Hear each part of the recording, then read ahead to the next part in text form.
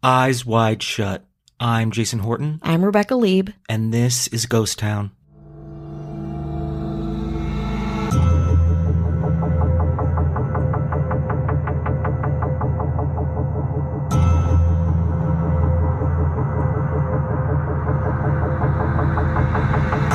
It was Covent Garden, 1992, and a man sashayed into an exclusive nightclub and performance space called the Groucho Club. A man who seemed like a big deal. So much so that people clamored to talk to him. He never paid a bill, he never signed a check. His VIP treatment got him backstage access, where he told actors Julie Walters and Patricia Hayes he wanted to use them in one of his upcoming films. While he had everyone's attention the moment he walked in the door, he soon had their adoration and respect when he spoke. Maybe, probably even slurred, the words, "I am Stanley Kubrick." But this man wasn't who he said he was, not even close. Yet ironically, his odd persona would bring him closer to the reclusive director than he'd ever thought possible. Today we're talking about the strange life of Alan Conway, better known as the Kubrick Conman. On July 10th, 1934, Eddie Allen Jablowski was born in Whitechapel, London. Later in his life, he would tell his friends he was a Polish Jew who escaped Nazi occupation, but that was far from the reality of his childhood, which was English and, well, fairly normal. Well, normal except for the fact that Jablowski, from an early age, liked to bend the truth. He'd make up falsities about his life, change his name, and more. At age 13, he was arrested for petty theft. In his early teens, Jablowski even changed his name to Alan Kahn. A variation on that, Conway, would eventually be the main alias Jablowski would settle on. And he lived up to his new name by getting into some scrapes with the law.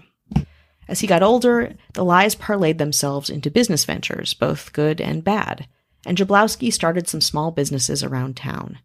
After marrying, Eddie Allen Jablowski, now Alan Eddie Conway, moved his wife and young son Martin to South Africa, but had to keep coming back to London because his businesses were, annoyingly, always getting audited. Eventually, he moved his family back to Britain, where one of his businesses found success, a travel agency with offices in Harrow, Muswell Hill, and London's West End. The 70s and early 80s were good to the Jablowskis, again, now the Conways, but eventually things took a bad turn. And by turn, I mean Alan Conway blew up his life. In the late 80s, Conway's travel business collapsed. Conway became an alcoholic and left his wife for his lover, a man who would later die of AIDS. Soon, Conway's wife also passed away, and Conway's young son, Martin, moved in with his father. Martin recounts that Conway was prone to violent temper tantrums and impulsive acts that, at best, didn't make sense, and at worst were downright cruel. Quote, "He physically abused me and set his friends on me. Once one of them chased me in front of a car and I broke my kneecap. He terrorized me." Eventually, social services became involved, and at age 16, Martin was placed in a children's home. But before he left for the home, Martin remembers a particularly strange detail about his father. Quote, "He used to answer the phone in this terrible American accent, and his friends used to call him Stanley." That's right, in the early 1990s, Eddie Allen Jablowski, now Alan Eddie Conway, had convinced his friends that he was iconic filmmaker Stanley Kubrick.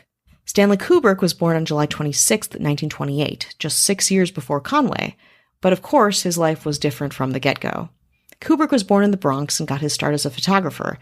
After working at Look magazine in the 40s and 50s, he began making short films, parlaying those films into features like The Killing, Paths of Glory, and Spartacus. But his canonical films were to come, with the classic Dr. Strangelove, Lolita, 2001: A Space Odyssey, A Clockwork Orange, The Shining, Full Metal Jacket, all creating a sensation and characterizing Kubrick's artistic modalities and powerful messages about war, love, technology, and humanity.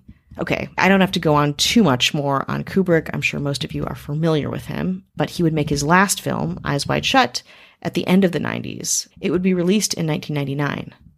But before that, Kubrick was notoriously reclusive and mysterious, shying away from media attention or public spaces for most of the 80s and the 90s. And that's where Alan Eddie Conway came in. At some point, Conway realized he could pass as Stanley Kubrick for a couple of reasons. One, of course, Kubrick wasn't around to call him out, though he did live in London at the time, but he, again, never made public appearances. Two, he was similar in age and build. 3, since the late 1960s, Kubrick is known to have a messy head of hair and a full beard. I'm sure you've seen photos. But Conway was clean-shaven, which put less pressure on him to look just like Kubrick, and allowed Conway's impersonation to appear a bit more legitimate. That being said, I want to emphasize that this wasn't about fandom. No, Conway really didn't know much about Stanley Kubrick, and he had only seen a couple of his films as a whole. This was something a little bit more complicated. So Conway started introducing himself as Stanley Kubrick, but what he lacked in knowledge about the famed director, he made up for in charisma, confidence, and alcohol. With Kubrick not being very social or public-facing, Conway's Kubrick persona at first went unchallenged. The first official sighting of the, quote, other Kubrick was by a graphic designer who eventually called Warner Brothers, saying he hung out with Kubrick regularly at a fashionable Kensington wine bar, after which Kubrick used to take him to his home in the down-and-out suburb of Harrow. The designer said the rendezvous eventually stopped and left him wondering, was this really Kubrick? Still curious, he called the studio to get the truth. He was not happy when he did. The studio had no idea what he was talking about, of course, and the poor designer realized his hookup was not who he said he was. At one point, Conway ran into English singer and impressionist Joe Longthorne in Torquay, a kind of mid-grade tourist spot with a vibrant cabaret circuit. As an American, I'd equate it to Atlantic City or Myrtle Beach. During their conversation, Conway, of course, did his thing, convincing Longthorne that he was actually the famous director.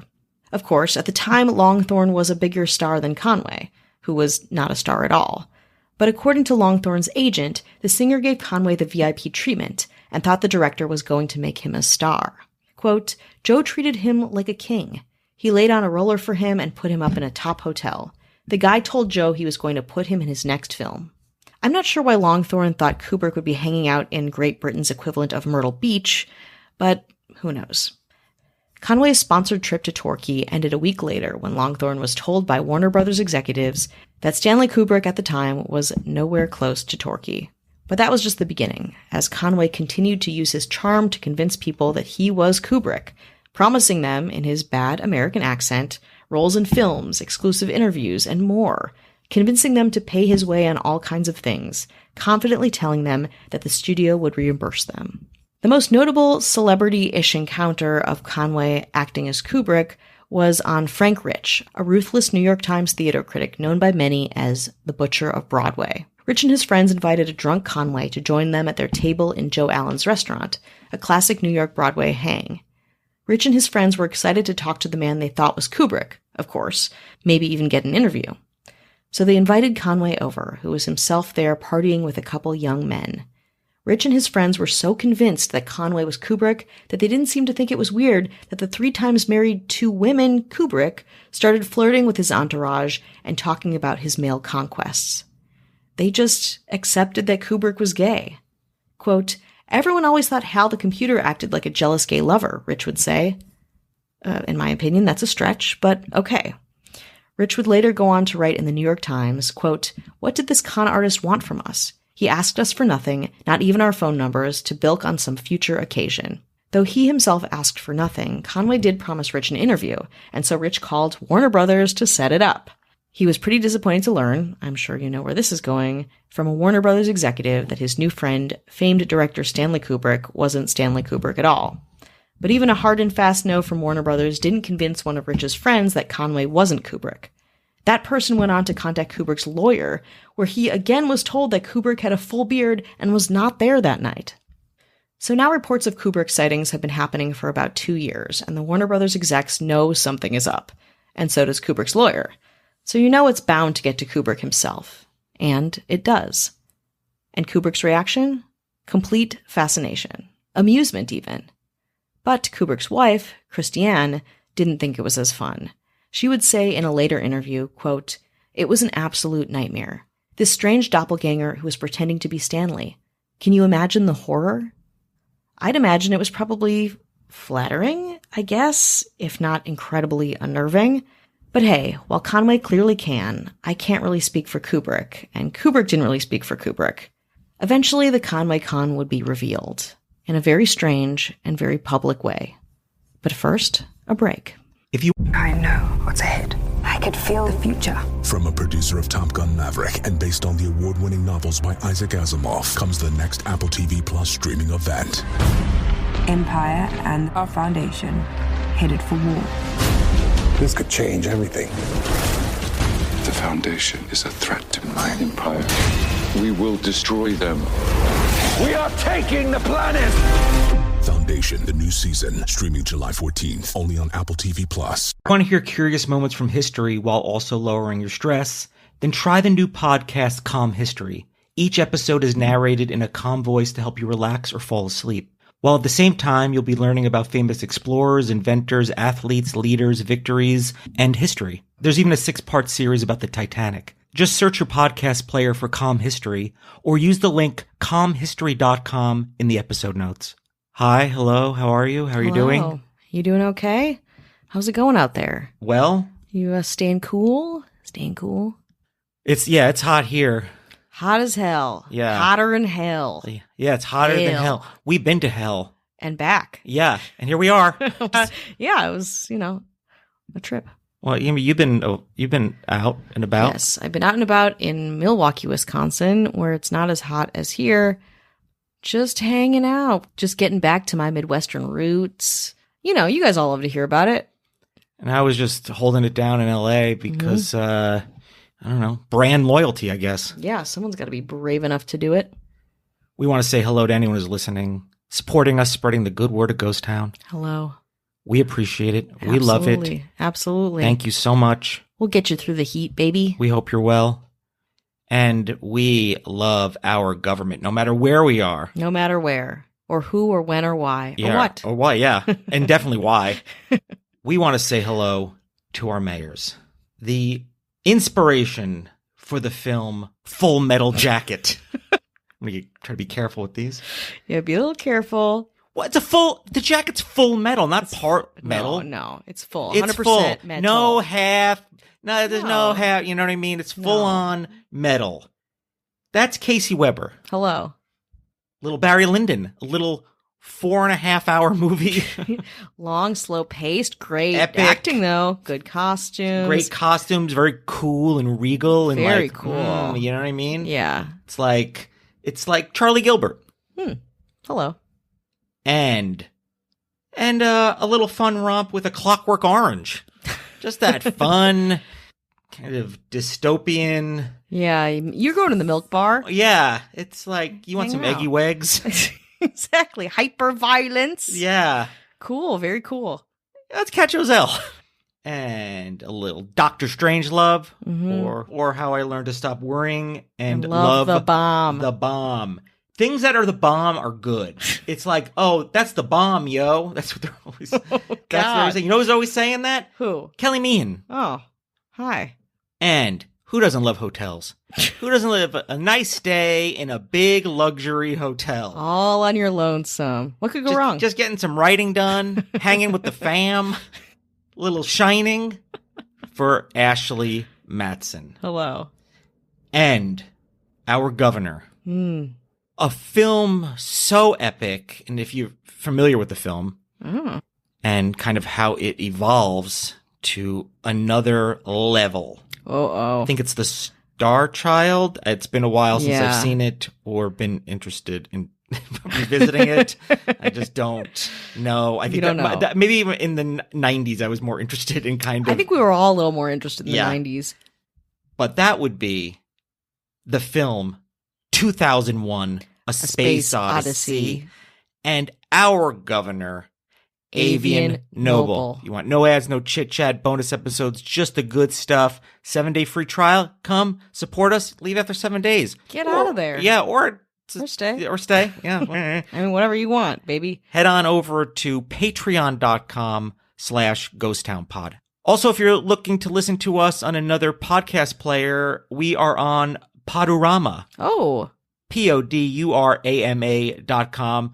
Really cool interface. It's just a great way to discover also new podcasts. Not that Yeah. we don't always want you listening to Ghost Town, but it's a great player and it's a great way to also find similar shows. Sometimes I'm like, oh, I like what else is out there? Yeah. Podurama does a really great job in their algorithm in suggesting things pretty accurately, I think. So it's in the episode notes, but head on over to podurama.com. It sounds intriguing. Do you know what else sounds intriguing? A fake Stanley Kubrick. Hanging out with a fake, drunk, gay Stanley Kubrick? I can't think of anything better. Let's get back into it. As the years went by, Conway refused, or perhaps later was flat out unable, to distinguish his own life from his constructed, much more glamorous life as Stanley Kubrick. As Kubrick, Conway had more obligations. He was important. He had to travel to New York and Brazil and had meetings with all kinds of important people. When his now adult son Martin would call out the legitimacy of these trips and meetings, he would accuse his son of lying. In 1995, Conway checked into rehab for alcoholism, fully embracing the tenets of Alcoholics Anonymous. In April 1996, Conway's many lives collapsed in on one another when Vanity Fair ran an article called Being Kubrick, formally outing Conway as a Kubrick imposter. Quote, he had the perfect name for a con man. But the strange thing about this article, which is an okay read if you're curious, it is online, the link will be in our show notes, is not Conway's story, but the odd way the writer threw Kubrick under the bus. To compare Conway to Kubrick, the article also outed the director as being almost as strange as his doppelganger, saying, quote, he lives in near monastic retreat and has not attended the premiere of any of his films since 2001 back in 1968. According to Premiere, while the director was making his most recent film, Full Metal Jacket, former CIA super agent Mike Ovitz and the president of Warner Brothers, Terry Semel, had to fly to London to read the script because Kubrick himself does not fly and would not send them a copy. This behavior has earned him a reputation as being only slightly saner than Howard Hughes. That's an accusation, and also seems to be beside the point, but okay. So how did the Vanity Fair article get the scoop on Conway? Well, that was also due in large part to Kubrick. Kubrick's personal assistant, Anthony Frewen, made it his mission to track down his boss's impersonator and shared that information with Vanity Fair. Not to let the Vanity Fair article slow down his momentum, however, Conway went on to admit his deception on national British television, in a British series called The Lying Game. I really did believe I was Stanley Kubrick, Conway admitted on the show. Quote, I could have carried on till the day I died. Oddly enough, Conway died of a heart attack on December 5th, 1998, just 3 months before Stanley Kubrick also died of a heart attack on March 7th, 1999. When he died, Conway's 23-year-old son Martin was living with him and going to law school, but was away during the actual time of his father's death. In his will, Conway left £30,000 to a former friend, £5,000 to another man, and the rest of his money to his son.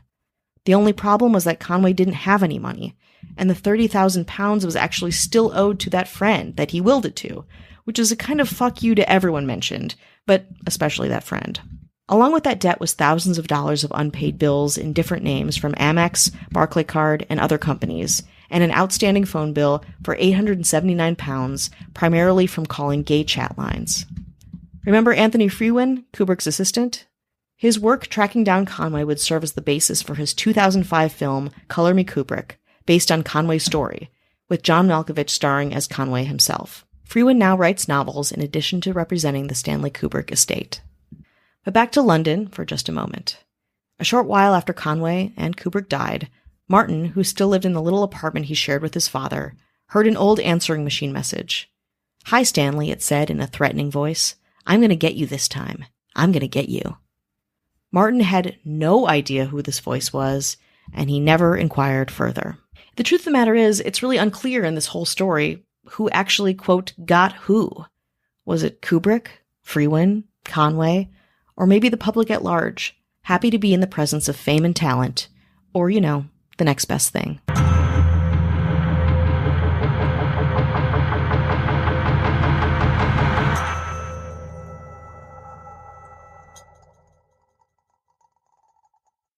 Angie's List is now Angie, and we've heard a lot of theories about why. I thought it was an eco move. Fewer words, less paper.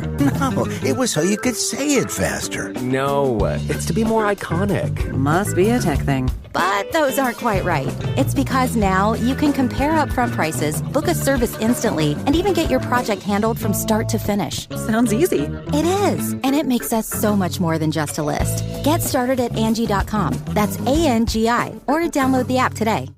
Now is the time for America to chart its course to a green energy future. And we can't do it without clean hydrogen.